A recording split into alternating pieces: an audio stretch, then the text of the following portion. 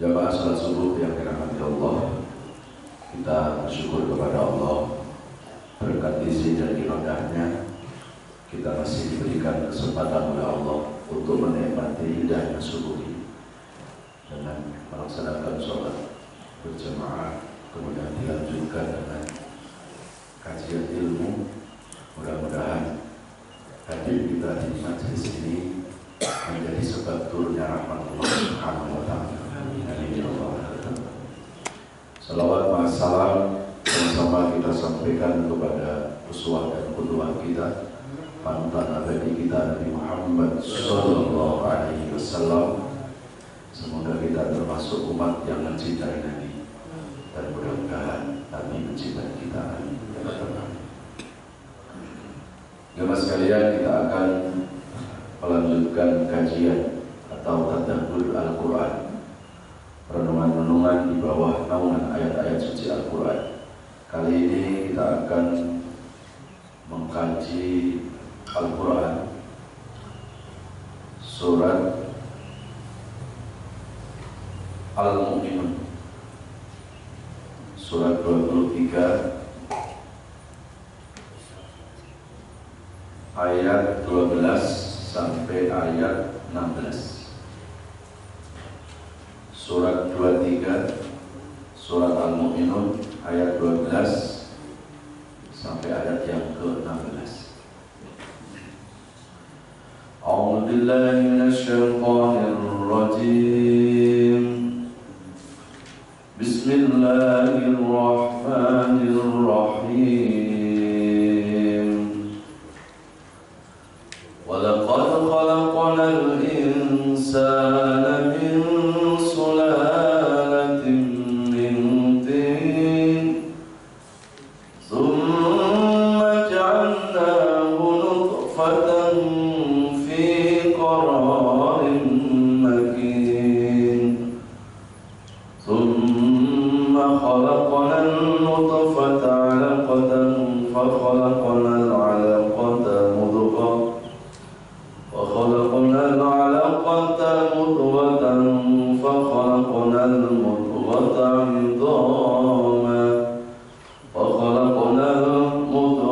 عظاما فكسونا العظام لحما ثم أنشأناه خلقا آخر فتبارك الله أحسن الخالقين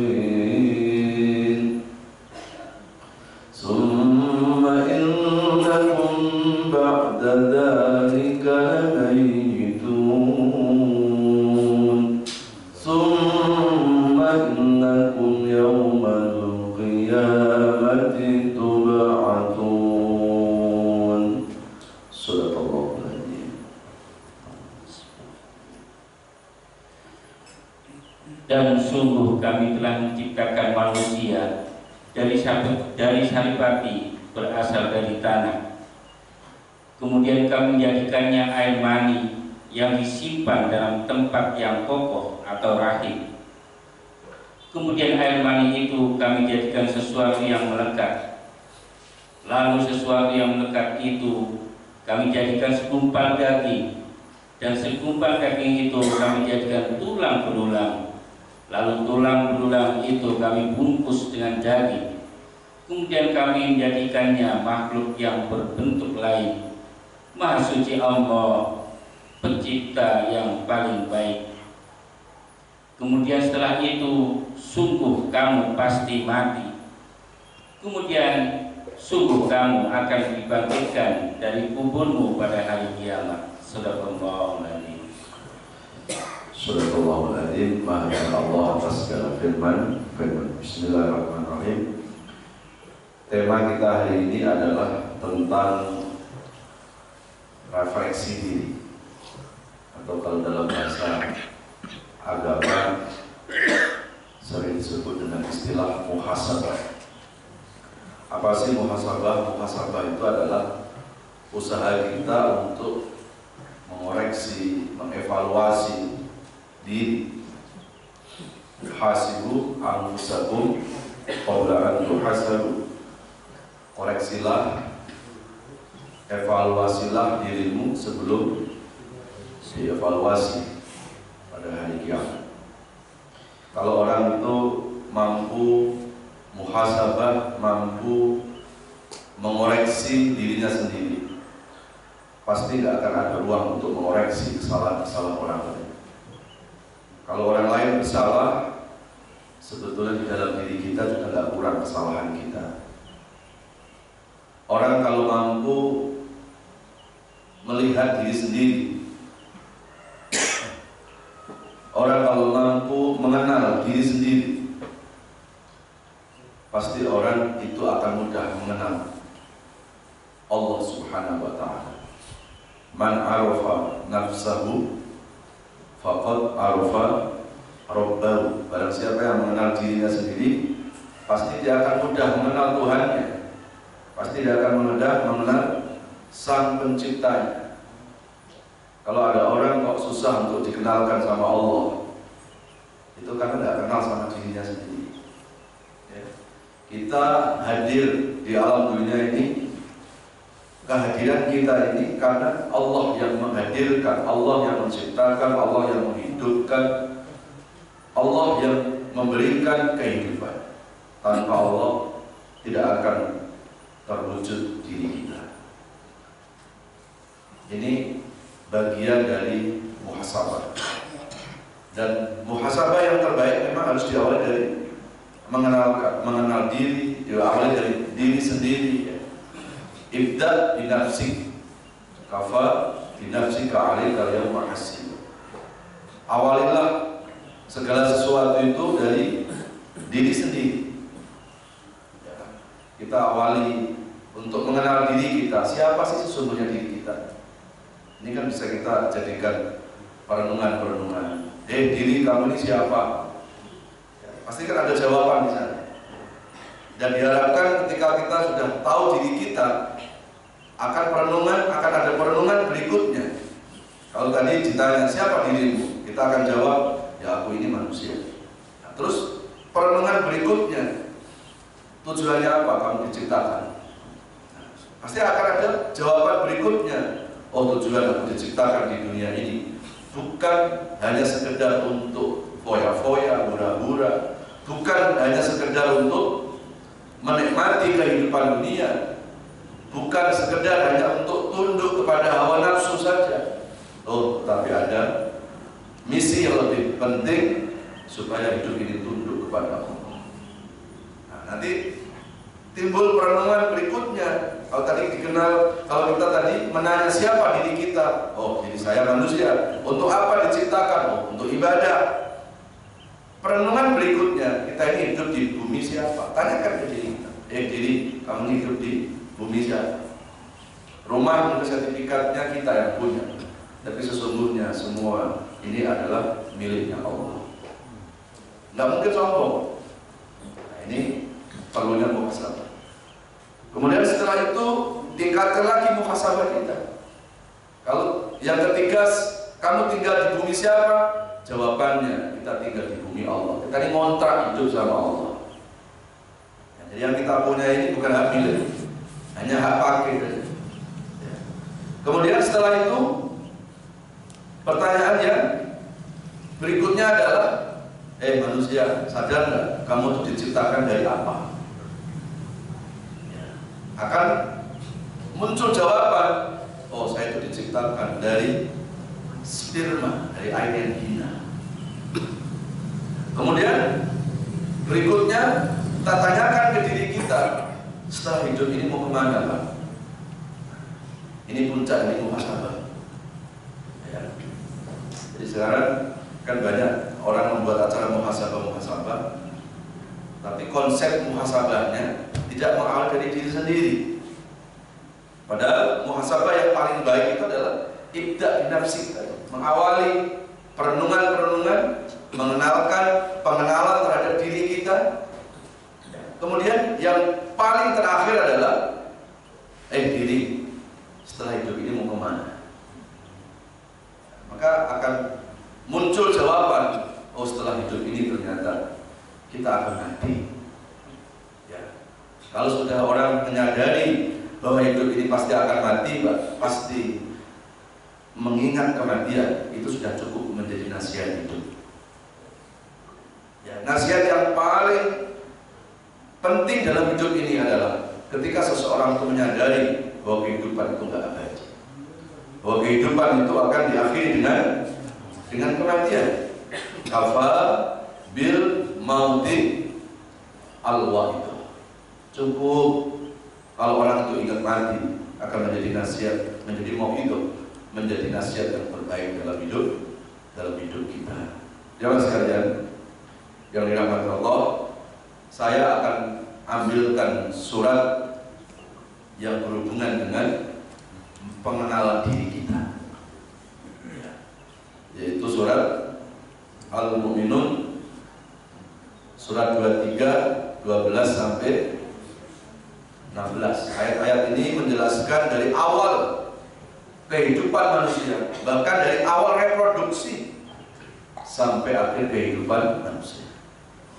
Kalau kita lihat fase perjalanan hidup manusia ini tidak lepas dari 5 fase kehidupan: alam ruh, alam rahim, alam dunia, alam kubur, alam barzakh, ya. Kemudian yang kelima adalah alam akhir. 5 perjalanan hidup yang akan kita lewati. Sekarang kita masih di fase kehidupan yang ketiga. Masih ada 2 kehidupan. Kehidupan pertama adalah alam ruh.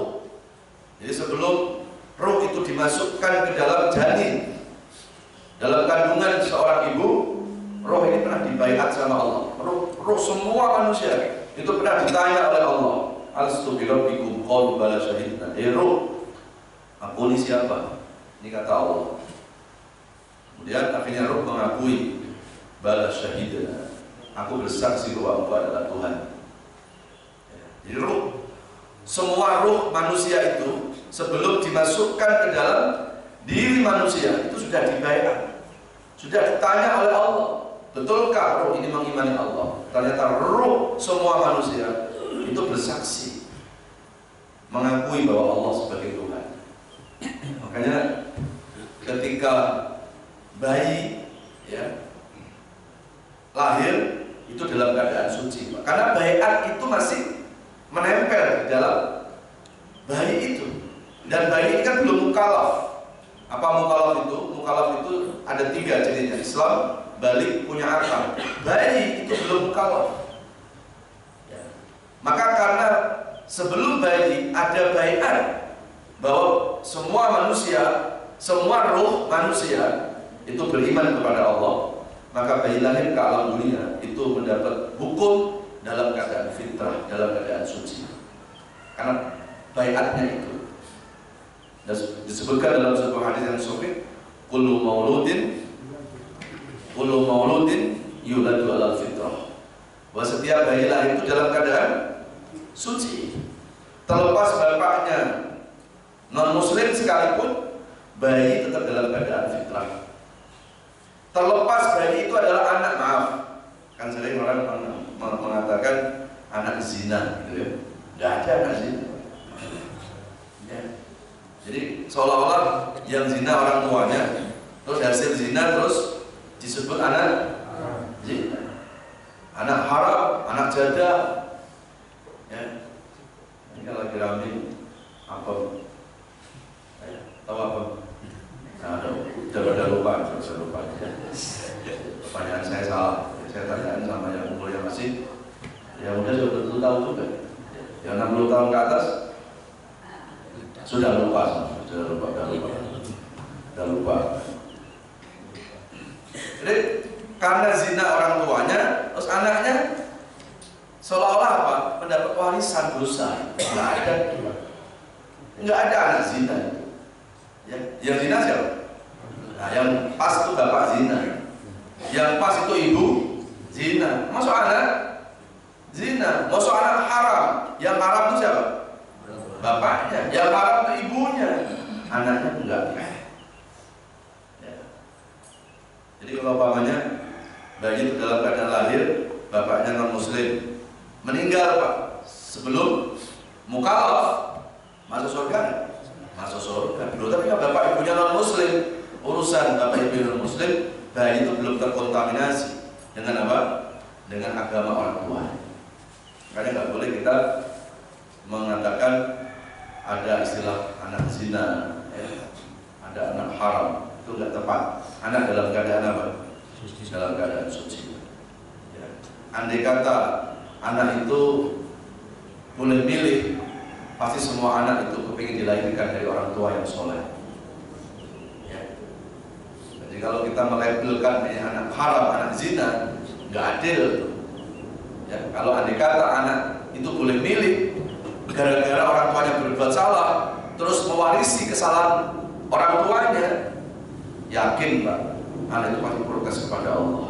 Dan betapa tidak adilnya Allah. Padahal anak itu lahir, ya, itu bukan kemauannya dia sendiri. Anak lahir itu kan sebabnya siapa? Orang tua. Ya. Jadi anak itu nggak pernah minta dilahirkan dari orang tuanya sebetulnya. Ya. Kalau andai kata anak itu bisa pesan dari apa? Dari orang tua yang melahirkan. Saya termasuk yang pertama kali, Pak. Saya kepingin jadi anaknya Rasulullah SAW. Tapi apakah bisa? Ya. Nah, ini kaitan dengan apa? Dengan alam ruh yang berhubungan dengan gaji. Nah, setelah sudah dari alam ruh masuk fase yang kedua yang disebut dengan alam rahim. Kapan ruh dimasukkan ke rahim? Kapan dimasukkan ke dalam janin? Ketika janin itu masih ada dalam kandungan, dalam rahim seorang ibu, sejak bayi itu umur 4 bulan. 4 bulan sudah ditiupkan wa nafakha fi ruh. Jadi kalau dalam sebuah hadis disebutkan Allah kataba ala kulli insanin inda batni ummahatihim arba'ati khisal wa nafakha fi ruh. Ketika seorang bayi itu masih dalam kandungan ibunya, Allah tetapkan 4 takdir dan Allah tiupkan. Jadi 4 bulan itu sudah ada ruh. Dan 4 bulan itu sudah ada ketetapannya. Ya, rezekinya berapa nanti si anak ini sudah ada. Berapa ton beras yang dimakan, berapa liter air yang diminum sepanjang nanti kehidupannya, ini sudah ditetapkan oleh Allah. Termasuk bahagia celaka di akhiratnya, termasuk rezekinya, termasuk jodohnya, termasuk kematiannya. Ini sudah dicatat oleh Allah Subhanahu wa Ta'ala. Ya. Makanya kalau bicara kematian itu tidak ada hubungan dengan peristiwa. Kematian, rezeki itu hubungannya dengan ketetapan Allah Subhanahu wa Ta'ala.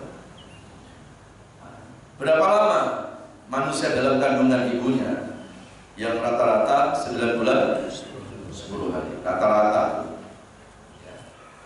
19 bulan. Tapi ada orang yang dalam perut ibunya hampir 2 tahun. Ya. Siapa? Ada ulama besar, ya, yang dikandung ibunya itu hampir sampai 2 tahun, yaitu bayinya Imam Asy-Syafi'i. Ya, Imam Asy-Syafi'i itu dalam kandungan ibunya hampir 2 tahun. Dan menurut analisa medis, biasanya kalau bayi itu dalam kandungan ibunya lama, rata-rata IQ-nya itu di atas. Jadi IQ-nya itu di atas rata. Dan terbukti Imam Asy-Syafi'i 7 tahun itu sudah hafal Quran 30 juz. Bukan juz 30 juz dan kebalik. 12 tahun Imam Asy-Syafi'i itu sudah hafal kitab Al-Muwatta. Kitab Al-Muwatta itu kitab yang dikarang oleh gurunya Imam Al-Maliki, Imam Darul Hijrah. Yang di dalam kitab Muwatta itu kurang lebih hampir 1 juta hadis di dalamnya. Itu dihafal oleh Imam Asy-Syafi'i. Ya. Dan hafalannya bukan di luar kepala. Hari ini aneh, banyak orang hafal Quran, hafal hadis tapi melotok di luar kepala. Ya. Melotok di luar, kira-kira gimana? Hilang semua. Di luar kepala. Ya. Itu dalam sejarah. Kemudian kalau bicara alam rahim, nah ini kan kita bisa jadikan perenungan lagi. Rahim itu yang punya siapa? Oh,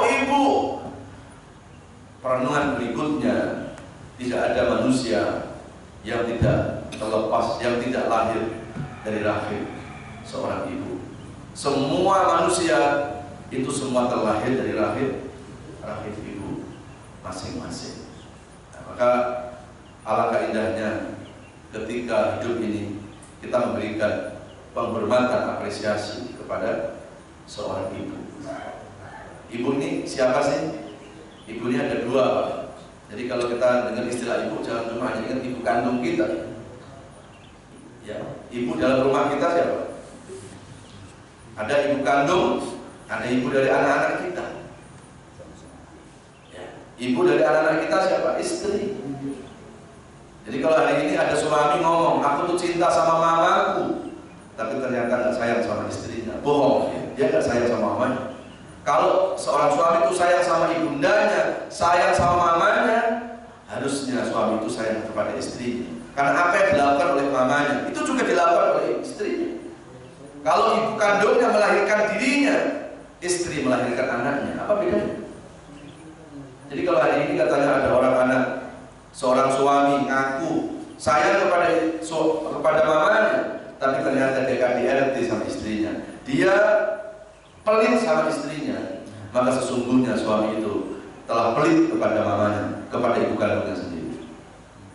Ya. Jadi kalau ada istilah surga di bawah telapak kaki ibu, nah, jangan cuma hanya yang diingat cuma ibu kandung kita. Ya, ibu ini ada ibu dari anak kita. Makanya yang diwasiatkan Rasulullah ketika mau wafat, diantaranya adalah Rasul menitipkan wanita kepada para sahabat laki-laki yang ada di sana. Sampai Rasulullah mengatakan, khairukum li ahlikum wa ana khairul li ahli. Sebaik-baik kalian wahai para suami ketika kalian berbuat baik kepada istri dan keluarga. Dan akulah, kata Nabi, orang yang melakukan itu. Ya. Jadi seorang laki-laki dibilang mulia ketika dia memuliakan wanita, dan laki-laki itu akan dibilang hina ketika menghinakan wanita. Setuju ibu? Kok pada diam ibu? Ya sudah, kalau gitu saya lupa. Jamaah sekalian yang dirahmati Allah, setelah kita sekarang buka ayatnya. Jadi kita harus ingat jasa seorang ibu. Coba dibuka surat An-Nahl, surah 16 ayat 78. Surah 16 ayat 78. أعوذ بالله من الشيطان الرجيم بسم الله الرحمن الرحيم والله أخرجكم من بطون أمهاتكم لا تعلمون شيئا وجعل لكم السمع والأبصار والأفئدة لعلكم تشكرون. Dan Allah mengeluarkan kamu dari perut ibumu dalam keadaan tidak mengetahui sesuatu pun, dan Dia memberimu pendengaran, penglihatan, dan hati nurani agar kamu bersyukur. Subhanallah. Ayat ini secara khusus mengajak kita supaya kita menghargai seorang ibu, supaya kita menghargai seorang istri. Ya, Dialah Allah yang mengeluarkan manusia dari rahim, dari perut ibunya masing-masing. Saat itu manusia lahir dalam keadaan la ta'lamuna syai'an, tidak mengerti apa-apa. Ya.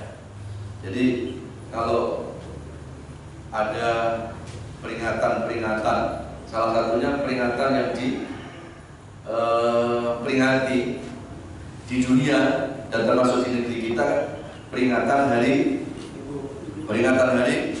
tujuannya apa? Untuk memberikan penghormatan kepada seorang ibu. Ternyata sebelum ada peringatan hari ibu, Al-Quran sudah lebih duluan menghormati seorang ibu. 15 abad yang lalu Al-Quran sudah memberikan apresiasi, memberikan penghormatan kepada seorang ibu, sehingga nama ibu di dalam Al-Quran itu disandingkan dengan nama Allah. Wallahu akhrajakum min butuni ummahatikum. Biasanya di Quran kan nama Allah disandingkan sama siapa? Sama Nabi. Atiullah wa Rasul. Allah, Rasul. Terus ada nama Allah disandingkan sama malaikat. Syahidallahu annahu la ilaha illa wal malaika. Biasanya Quran itu Allah itu kalau nggak disandingkan sama Nabi, sama malaikat. Tapi di surat An-Nahl, surat 16 ayat 78, nama Allah disandingkan dengan sosok seorang ibu. Kalau nama Allah disandingkan sama Nabi, karena kecintaannya Nabi kepada Allah nggak diragukan. Kalau nama Allah disandingkan sama malaikat, karena malaikat tidak pernah maksiat kepada Allah, maka Allah mencintainya. Dan kalau seorang ibu disandingkan dengan nama Allah, itu menunjukkan betapa Allah itu sangat memberikan apresiasi, memberikan penghormatan kepada seorang ibu, sehingga nama Allah disandingkan dengan sosok seorang ibu. Kemudian waja'ala lakumus sam'a wal absar. Ketika bayi lahir tidak mengerti apa-apa, Allah kasih modal. Pertama apa? Sam'a, pendengaran. Maka bayi yang bisa langsung berinteraksi dalam kehidupan itu adalah telinga. Bahkan ketika bayi sudah usia 4 bulan dalam kandungan, itu sudah merekam apa yang diucapkan, apa yang didengar. Ya. Kalau ibunya sering banyak berzikir, banyak baca Quran, maka anak yang dalam kandungan itu sudah merekam kebaikan. Jadi yang berfungsi anggota badan dari bayi itu pertama apa? Pendengaran. Dan ini terbukti, ya, menurut penelitian, menurut ilmu medis, menurut dokter anak, menurut dokter kandungan, ternyata bayi yang langsung bisa berinteraksi pertama kali itu telinganya. Setelah itu Quran menyebutkan apa? Absor, penglihatan. Jadi bukan penglihatan dulu. Coba kalau Al-Quran sampai salah. Kalau Al-Quran mengatakan dialah Allah yang memberikan penglihatan baru pendengaran, mungkin orang mengatakan Al-Quran tidak otentik. Tapi ternyata Al-Quran mendahulukan pendengaran baru penglihatan. Itu artinya bahwa Al-Quran itu menjadi inspirasi ilmu pengetahuan, di mana muncul penelitian, yang penelitian itu ternyata tidak bertentangan dengan apa yang disebutkan Quran. Maka anggota badan yang paling tua itu apa? Pendengaran. Maka biasanya orang kalau sudah mulai tua akan dimulai dari, ya kan, yang paling tua adalah telinga. Ya, tadinya dipanggil sekali, Pak, nengok. Dipanggil sekali, Pak, nggak nengok. Harus 2 kali, Pak, baru nengok. Sudah 2 kali, nggak nengok juga. Harus pakai towelan, Pak, sambil towel, Pak. Kenapa jadi begini ya, Bu? Kok pendengaran saya agak kurang dengar ya? Emang umurnya berapa, Pak? 90 tahun ya, saudara. Ya, gitu. Jadi nggak usah sering-sering ke dokter tuh, biar bisa kayak anak muda dulu tuh loh, biar bisa jelas. Nggak bisa. Itu sunatullah. Karena telinga itu anggota badan yang paling tua, makanya disebutkan Allah duluan di Quran sebelum Allah sebutkan mata. Mata itu termasuk anggota badan yang muda. Makanya dalam istilah kedokteran ada donor mata, nggak ada donor telinga. Ya, karena mata itu sebetulnya usianya relatif masih muda.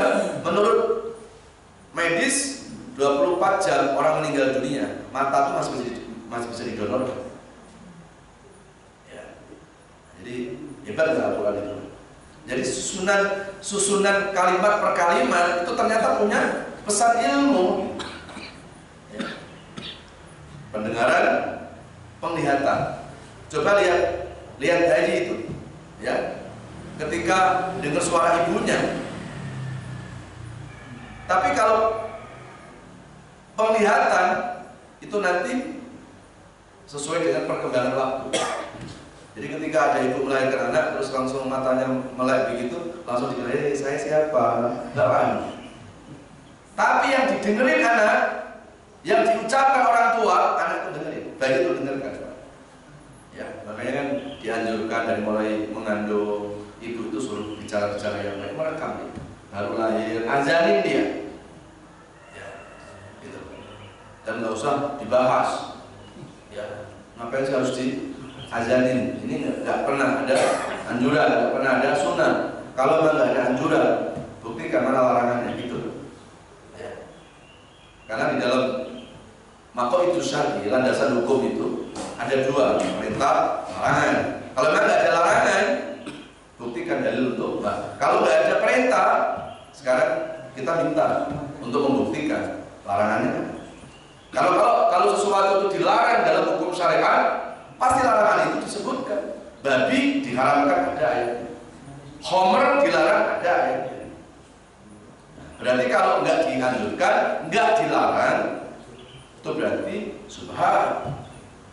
Dan nggak bisa kita langsung mengatakan ini bid'ah, ini haram, tidak bisa. Ya.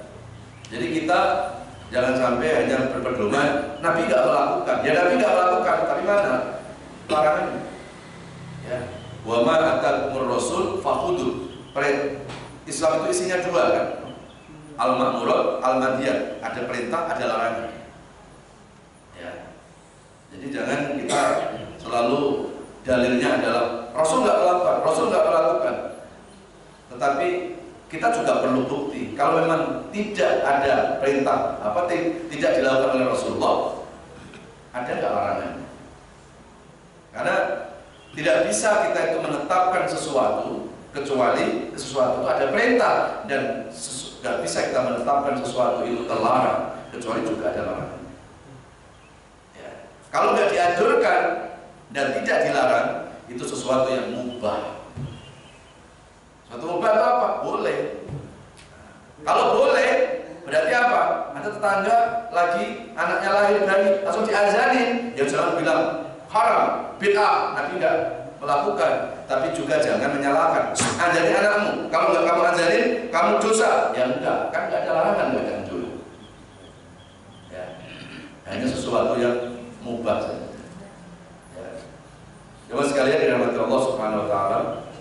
Kemudian yang berikutnya, setelah Allah berikan pendengaran, penglihatan, kemudian ada wal afidah. Allah berikan afidah. Afidah itu hati nurani atau intuisi.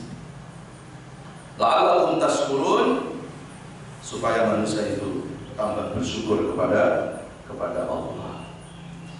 Kemudian perenungan berikutnya, kemana setelah kita lahir? Kita akan masuk fase kehidupan dunia. Berapa lama hidup di dunia? Enggak lama itu. Ya, kata Rasulullah, umru ummati baina sittin wa sab'in. Umur umatku antara berapa? 60, 70. Di rata-rata umat Islam itu umurnya 60, 70. Ada yang mau nggak saya doain supaya umurnya 500 tahun? Kalau mau saya doain sekarang. Ya. Walaupun minta ya Allah berikan panjang umur, tetap aja ketika dikasih 500 tahun nggak mau. Ya. Karena umur umat Islam itu baina sittin wa sab'in, antara 60 70. Itu pun kalau sampai, Pak. Ya. Itu pun kalau sampai segitu. Berapa banyak yang belum sampai umur segitu sudah kembali kepada Allah Subhanahu wa taala. Nabi Isa itu 33 tahun. Ya, Nabi Isa itu umurnya 33 tahun diwafatkan oleh Allah. Imam Asy-Syafi'i itu 54 tahun. Ya.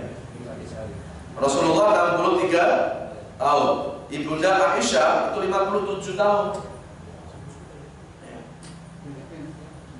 Di banyak orang baik malah umurnya pendek-pendek. Makanya jangan jadi orang baik. Jangan sampai salah paham. Kita tahu pikirannya iya ya, benar ya. Yang baik-baik itu pada cepat, kenapa ya? Kenapa yang beresik-beresik panjang umur? Kalau yang baik itu cepat diambil oleh Allah, karena Allah sayang. Karena mungkin Allah tahu itu kan kalau dikasih panjang umur, kedepannya ada sesuatu yang nggak baik. Masih baik, saya ambil aja deh. Ya. Kadang Allah itu mengambil nyawa seseorang, itu filosofinya kayak kita beli bambu. Orang kalau beli bambu itu nggak punya bengkok, diambil duluan. Yang diambil itu yang lurus, yang bengkok biarin aja. Ya. Allah kasih kesempatan. Yang brengsek Allah kasih kesempatan. Mungkin dia bengkok, tapi kan bambu itu akan melahirkan anak. Anaknya belum tentu bengkok. Ya. Kadang yang nggak baik dikasih panjang umur, bisa jadi karena Allah kasih kesempatan di usia-usia yang sudah tua itu, dia mau memperbaiki diri. Ini yang jadi masalah, brengseknya nggak habis-habis. Harusnya kan bersyukur ya. Kemarin tuh terjadi tsunami 400 orang, mudah-mudahan pada meninggal.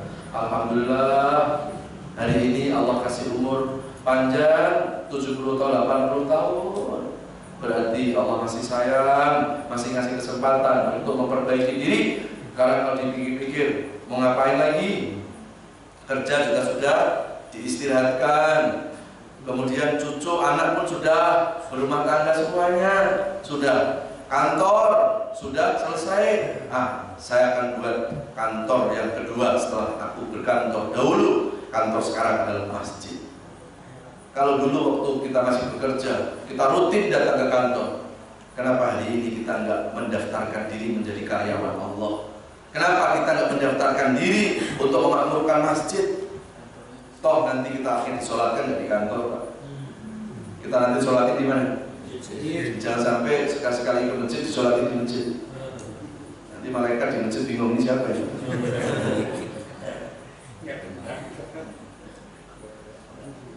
Jadi inilah rahasia-rahasia Allah. Kemudian apa sih dunia itu? Coba dibuka Al-Imran surat ketiga, ayat yang ke-14.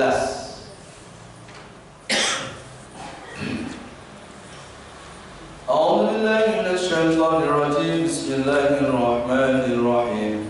Zuyina lin-nasi hubbus syahawati minan nisa'i wal banina wal qanatiril muqantarati minad dhahabi wal fiddati wal khaylil musawwamati wal an'ami wal harth. Dzalika mata'ul hayatid dunya wallahu indahu husnul ma'ab.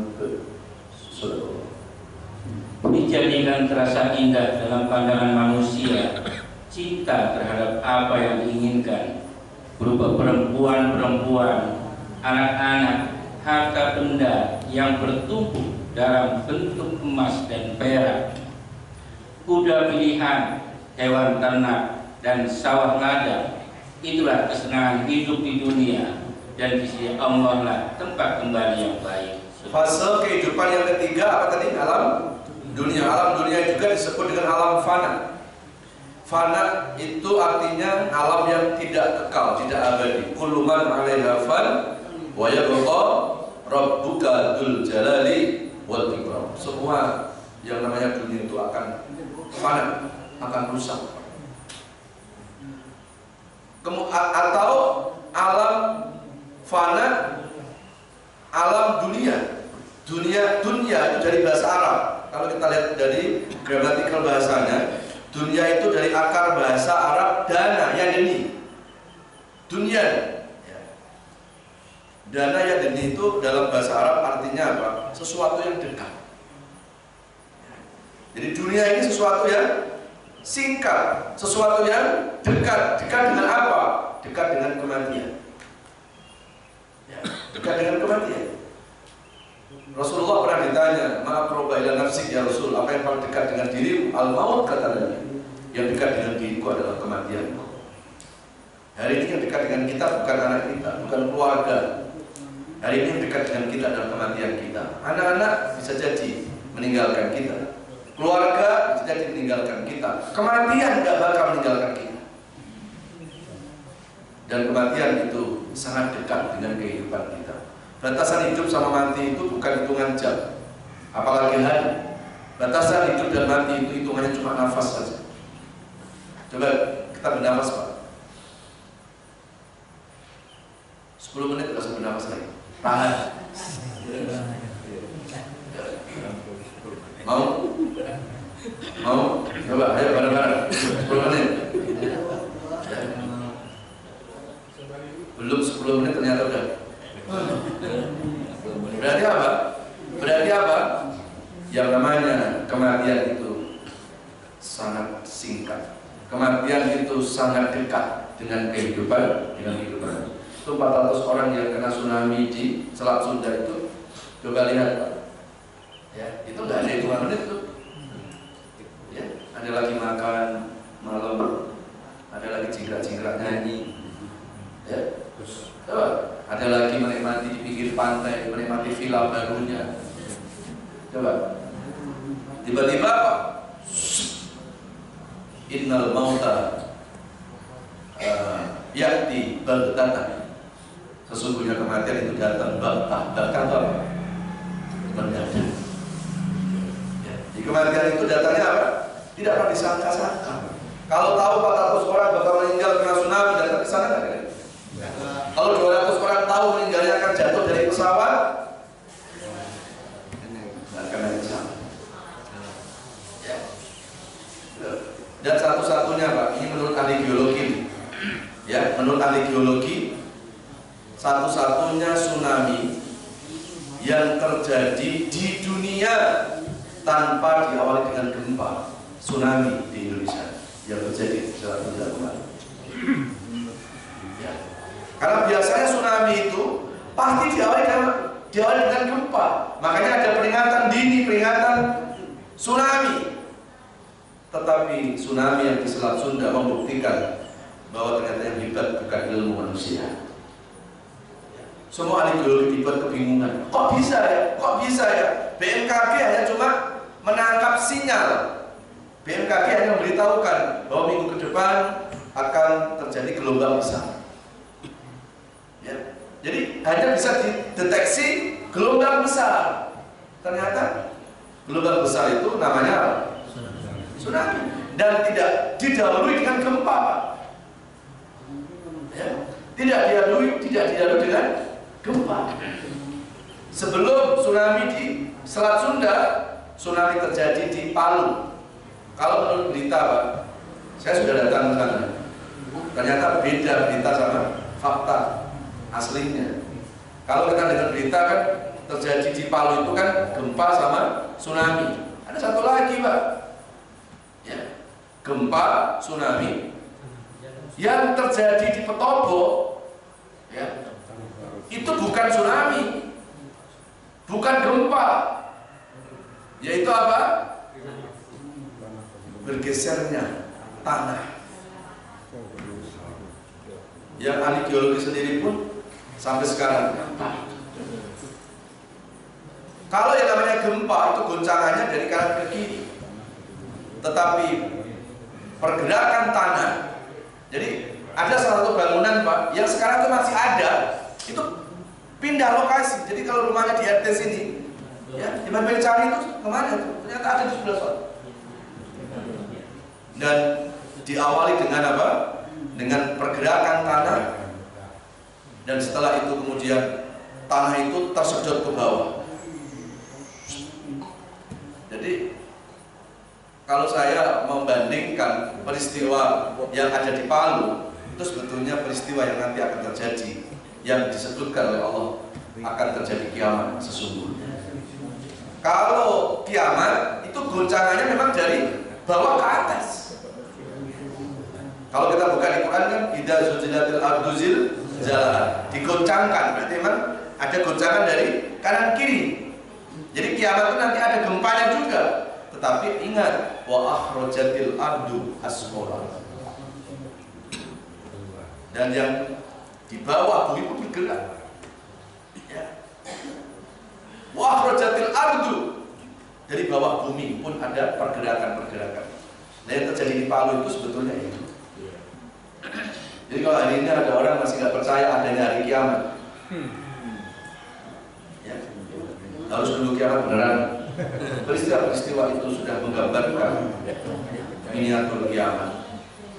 Gempa itu miniatur kiamat, tsunami itu miniatur kiamat. Itu gempa hanya di sektor, secara sektoral kan, hanya di Selat Sunda. Itu saja berapa banyak orang tua nggak bisa nyelamatin anak nggak bisa nyelamatin orang tua. Itu baru gempa, baru kiamat sektoral. Nah kalau hari kiamat sesungguhnya kan nggak ada bumi yang tidak diguncangkan oleh Allah. Kalau orang di Selat Sunda kena gempa, dia lari ke Ciledug, nggak akan kena. Tapi kalau hari kiamat mau lari kemana? Karena semua yang namanya bumi akan diguncangkan oleh Allah. Dan dari itu hanya satu yang kita butuhkan, pertolongan Allah. Makanya negeri ini sepertinya sudah komplit dengan nasihat-nasihat Allah. Ya. Dari atas sudah turun musibah, dari bumi gempa, dari laut tsunami. Coba atas, bawah, laut sudah bicara semuanya. Dan kalau peringatan-peringatan ini tetap tidak menyadarkan bangsa ini, ya, pertanyaan berikutnya harus dengan cara apa Allah menyadarkan bangsa ini? Ya. Nauzubillah, apa harus peristiwa terjadi di umat Nabi Nuh, Nabi Lot, Nabi Syuaib, di mana Allah lenyapkan semua manusia, baru Allah akan lahirkan generasi baru setelah itu? Kan nggak mungkin. Dan maksudnya nggak mungkin itu apa? Kita jangan sampai terjadi peristiwa itu. Tapi apakah itu nggak mungkin terjadi? Nggak bisa kita mengatakan itu, karena itu sudah pernah terjadi pada umat Nabi Nuh, di mana Allah hancurkan umat Nabi Nuh, hanya tinggal 83 orang yang baik. Dan dari orang baik itulah akhirnya Allah menghidupkan generasi baru. Ya. Jangan sampai peristiwa-peristiwa di masa lalu akan terjadi di negeri ini. Jamaah sekalian yang dirahmati Allah Subhanahu wa taala. Coba dilihat surat Ali Imran ayat 14. Dunia itu isinya syahwat, kesenangan. Ada senang wanita. Ya, kemudian senang anak, pindah, harta benda, sawah ladang, ya, jabatan, kuda tunggangan, kendaraan. Itu semuanya adalah kenikmatan dunia yang sesaat. Wallahu indahu husnul ma'ab, dan kepada Allah lah semuanya kita akan kembali. Setelah itu kematian datang kepada kita. Ini fase yang keberapa? Keempat. Kullu nafsin dha'iqatul maut. Dan setelah manusia itu meninggal dunia, selesaikah manusia? Tidak. Setelah kehidupan, setelah kematian, manusia akan masuk kehidupan di alam yang baru, itulah alam akhirat. Alam akhirat itu diawali dari alam kubur. Al-qabru awalun min manazilil akhirah. Alam kubur adalah tempat yang pertama dari alam akhirat. Kalau alam kubur disiksa, sampai akhirat pasti disiksa. Kalau alam kubur sudah mendapatkan kenikmatan, alamat di akhirat mendapatkan kenikmatan. Jadi hidup kita cuma 70 tahun, Pak. Di kuburan saja ada yang sudah sampai ratusan atau ribuan tahun. Jadi kalau hanya hidup 70 tahun, 80 tahun, kita kejar mati-matian, sementara akhirat yang abadi kita nggak kejar mati-matian, itu kita nggak cerdas. So kehidupan yang sebentar kita mati-matian, sementara surga yang abadi malah kita nomor kesekian. Mudah-mudahan ayat-ayat itu akan menjadi perenungan muhasabah bagi kita. Amin ya robbal. Baik, saya itu yang bisa saya sampaikan. Saya kasih kesempatan 1-2 yang mau bertanya, silakan. Baik, alhamdulillah dari gambar tadi barulah saya akan menyampaikan pelajaran pagi hari ini terkait dengan proses perjalanan hidup manusia. Mudah-mudahan apa yang disampaikan akan menjadi pelajaran untuk kita semua. Kita langsung saja pada pertanyaan. 1, 2. Ibu ada ibu? Enggak. Terima kasih. Assalamualaikum warahmatullahi wabarakatuh. Tadi Pak Ustaz mengatakan bahwa manusia dilahirkan itu sudah punya rezeki dan sebagainya gitu. Nah, bagaimana dengan ayat yang mengatakan bahwa Tuhan tidak merubah suatu kaum kecuali mereka mengubah dirinya sendiri. Terima kasih Pak Ustaz. Assalamualaikum warahmatullahi wabarakatuh. Ya, hak Allah itu menetapkan takdir. Hak Allah itu menetapkan apa? Takdir. Hak manusia itu untuk berikhtiar. Ya. Jadi jangan kita sandarkan hidup ini kepada Allah. Hidup sudah ada jaminan Allah, tetapi kewajiban manusia yang hidup tetap untuk berikhtiar, untuk berusaha. Dan manusia tidak wajib berhasil, karena berhasil itu sudah ada ketetapan Allah. Usaha, lakukan. Itu yang Allah jelaskan dalam surat Ar-Ra'd surat 13 ayat 11. Innallaha La yughayyiru ma biqaumin hatta yughayyiru ma bi anfusihim. Allah tidak akan merubah keadaan seseorang kecuali kalau orang itu merubah keadaannya sendiri. Jadi memang rezeki sudah ada takdirnya, tapi jangan terus kita menggantungkan tanpa Ustaz, Pak Ustaz, kalau memang takdir saya kaya, walaupun saya nggak kerja tetap kaya. Kalau takdir saya miskin, Pak Ustaz, walaupun saya kerja tetap. Terus ya sudah, kalau begitu saya diam saja. Ya, ini orang putus asa. Ya, ini saya ambil contoh. Coba lihat Pak Ustaz, di kalinya ada apa? Gelas air. Air ini disediakan buat siapa? Buat Pak Ustaz. Logikanya ini rezekinya siapa? Saya. Terus saya bisa nggak hanya minta sama Allah, ya Allah ini sudah dikasih buat saya, tolong ya Allah loncatin ke mulut saya ya. Kali ini udah rezeki saya ya Allah, bisa. Supaya jadi rezeki saya, ini tangan harus ikhtiar, harus memegang, harus deketin ke mulut, sampai depan mulut harus mulutnya hangat. Nah ini rezeki yang sudah kelihatan aja harus dijemput. Ini rezeki yang belum jelas, kita main doa aja, kurang tepat. Doa iya, tapi ikhtiar harus dilakukan. Nah setelah sudah ikhtiar, baru nanti kita kembali ke surat Al-Imran 185, 159. Fa'idha azabta fatawakkal ala Allah. Setelah sudah berusaha, fatawakal, serahkan kepada Allah. Jadi tawakal itu ditempatkan setelah usaha. Jangan tawakal dulu baru usaha, ini salah tempat. Ya. Sama seperti Pak Ustaz, kan surga neraka katanya takdir Pak Ustaz. Terus ya sudah, kalau takdir saya masuk surga, walaupun saya maksiat tetap masuk, ya nggak bisa. Yang udah baik aja belum tentu masuk surga, apalagi brengsek. Ya. Ada orang setiap hari kepengen masuk surga, tapi kelakuannya ahli neraka yang nggak nyambung. Jadi semuanya ini harus ada usaha, harus ada ikhtiar. Ada lagi? Ya. Assalamualaikum warahmatullahi wabarakatuh. Pertanyaannya bersama dengan pertanyaan yang pertama, tapi ini terkait dengan saudara-saudara kita yang yang diberikan Allah belum memiliki keimanan. Jadi misalkan pada saat lahir memiliki orang tua non muslim dan terkait dengan ketentuan di alam ruh, di mana rezeki, kematian dan sebagainya itu sudah ditentukan oleh Allah. Ini bagaimana hubungannya terkait dengan orang non muslim nanti terkait dengan kematian itu tadi. Apakah kalau tadi kan rezeki dia harus berusaha sehingga dia akan dapat rezeki. Nah kalau orang yang non muslim, apakah memang nanti takdirnya itu memang non muslim atau sebenarnya Allah ini sudah tahu bahwa oh nanti yang masuk neraka si A, si B, si C seperti itu. Mungkin mau penjelasannya dulu. Manusia itu lahir dalam keadaan apa tadi? Fitrah.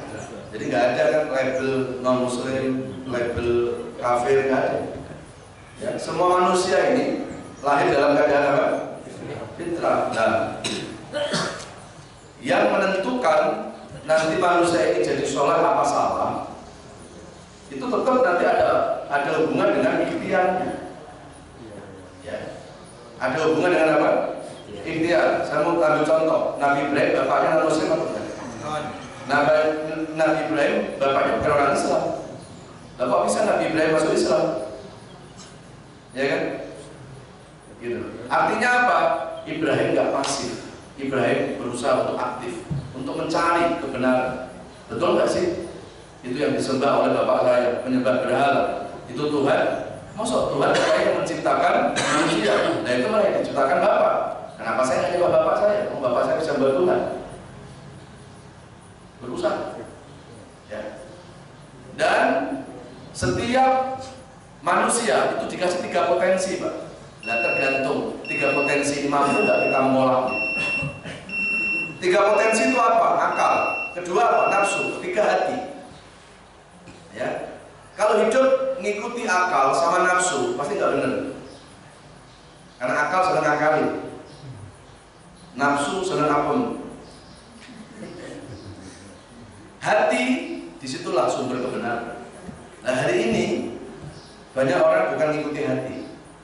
Berarti modalnya sudah ada sebetulnya kan? Hari ini banyak orang dengerin kata nafsu Pak, tapi nggak mau mendengarkan kata hati. Orang kalau mengikuti kata hati pasti akan terbimbing. Sekarang buktinya Allah itu selalu membuat membuat semacam alat kontrol. Ya. Allah itu selalu mengontrol kita. Ada nggak orang berbuat dosa tenang? Ada nggak orang korupsi tenang? Ada orang maling tenang? Ada nggak orang berzina tenang? Itu artinya sensor itu berjalan. Cuma yang jadi masalah, dia mau nggak dengerin sensornya itu? Kadang kan yang didengerin apa? Nafsunya. Korupsi memang nggak tenang, tapi kan enak sama kamu. Enaknya yang diikuti. Berarti ikutin apa? Kata nafsu. Zina itu haram, tapi enak. Ngikutin apa? Nafsu. Berarti kesalahan di sini, kesalahan manusia nggak mau menerima kebenaran. Ya. Jadi kesalahan manusia itu tidak mau menerima kebenaran. Jangan gini, Mas sampai kok nggak tobat-tobat, ini kan takdir. Nanti kalau saya takdirkan baik sendiri juga baik sendiri oleh Allah. Ya nggak bisa. Tetap harus ada apa? Usaha. Coba lihat. Saya nggak mau ngambil contoh yang rumit-rumit. Lihat aja perjalanan Nabi Ibrahim. Ibrahim itu bapaknya non Muslim. Logikanya kalau bapaknya non Muslim, anaknya non Muslim.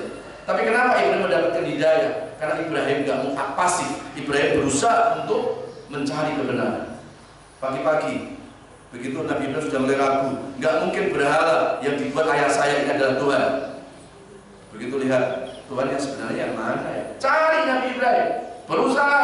Pagi-pagi lihat matahari. Falamar asyamsa. Ketika Ibrahim melihat matahari, Ibrahim daripada nyembah berhala itu dengan menyembah matahari, karena tanpa matahari akan matilah kehidupan. Ini layak untuk dijadikan apa? Tuhan. Sembah matahari sampai sore. Lah, kok yang sembah hilang? Berarti yang hilang bukan Tuhan. Begitu malam hari, lah itu apa itu? Malam hari datang bulan. Bukan datang bulan. Bulan datang. Nanti diprotes. Karena itu suka datang bulan. Bulan muncul, langsung Ibrahim mengatakan, yang tadi berarti bukan Tuhan. Ini jangan-jangan yang Tuhan disembah. Terus, pagi kok hilang lagi. Bulan berarti dua-duanya bukan Tuhan. Berarti yang menggerakkan matahari, menenggelamkan matahari, itu Tuhan. Tapi Ibrahim kan belum yakin, Pak. Di mana Tuhan? Ibrahim terus mengikuti kata hati tadi. Kan Ibrahim mengambil 4 ekor burung. Itu direkam di Quran. Mengambil 4 ekor burung, disembelihlah 4 ekor burung, dicincang-cincang tubuhnya burung, tinggal kepalanya ditaruh di atas bukit, semuanya anggota burung dibuang berbagai macam arah. Dan saat itu Ibrahim teriak sekuat-kuatnya, wahai Tuhan, kalau Engkau bisa menciptakan burung, kembalikan penciptaan, hidupkan burung ini. Ternyata semua dijawab sama Allah, karena ada usaha tadi. Akhirnya anggota-anggota badan burung itu nyamperin tuh ke kepala burung di atas bukit, dan burung akhirnya hidup. Ibrahim langsung sujud dan mengucapkan kalimat inni wajjahtu wajhiya lilladzi fatara samawati wal ardh hanifa muslima wa ma kana minal musyrikin. Jadi yang kita baca di saat salat itu adalah pertama kali yang dibaca Ibrahim ketika mendapatkan hidayah. Nah, Nabi Ibrahim ujuk-ujuk dapat hidayah. Tidak. Ya, hari ini orang kepengen masuk surga ke masjid. Hari ini kepengen masuk surga majelis ilmu. Jangan hari ini kepengen masuk surga tapi senang berbuat dosa, nggak nyambung. Ya, jadi Allah itu tergantung dari apa yang kita lakukan. Yang kita lakukan baik, Allah akan menuntun kepada kebaikan. Yang kita lakukan kejelekan sama. Ya, Fussilat surat 41 ayat 46. Man amila sholihan falinafsi wa man asaa fa'alaiha wa ma rabbuka bidzalamil abid. Kemudian dilanjutkan lagi, kalau lebih tajam lagi, ya kita lihat lagi di surat Al-Balad surat 90 ayat yang ke 10 sampai ayat yang ke-18. Wa hadainahun najdain falaqtahamal aqabah wa ma adraka mal aqabah sampai seterusnya. Aku tunjukkan manusia itu dua jalan. Berarti Allah sudah menunjukkan manusia berapa? Jalan surga, jalan neraka. Setelah itu Allah perintahkan, dah terserah untuk pilih yang mana. Kok ada yang milih neraka, terus tiba-tiba ngomong, kenapa kok kamu menuju ke neraka? Takdir, ya enggak, kita yang salah pilih jalan hidup kita. Sudah Allah turunkan Quran, ikuti kata Quran, pasti kita akan mendapatkan hidayah. Jadi surga neraka itu, kalau masuk surga neraka itu izin Allah, tapi proses menuju surga neraka tetap masih tergantung dari usaha kita sekarang.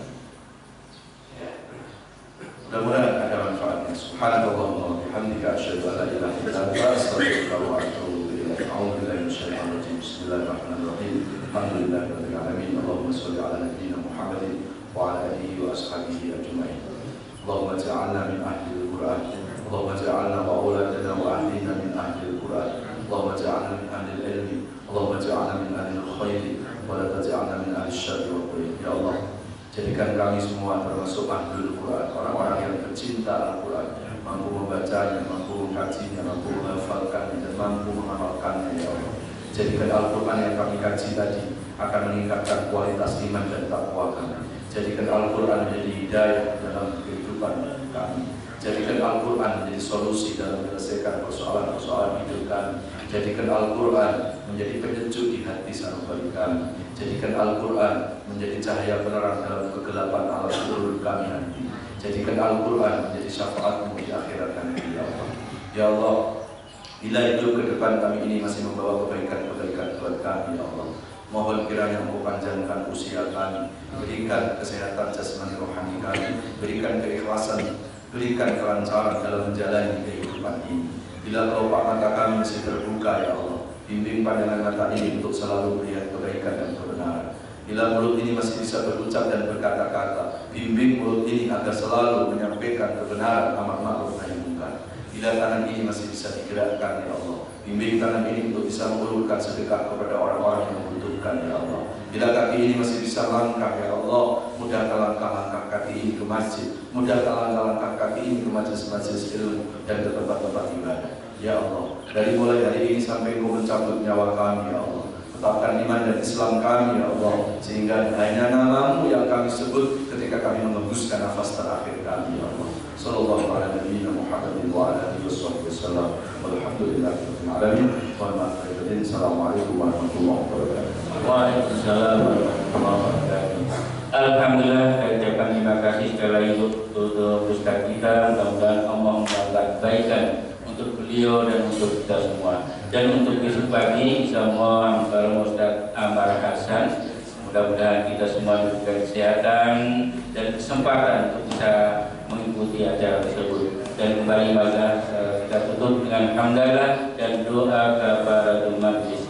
Alhamdulillah rabbil alamin. Subhanakallahumma wa bihamdika asyhadu an la ilaha illa anta astaghfiruka wa atubu ilaik. Wabillahi taufiq wal hidayah. Wassalamualaikum warahmatullahi wabarakatuh.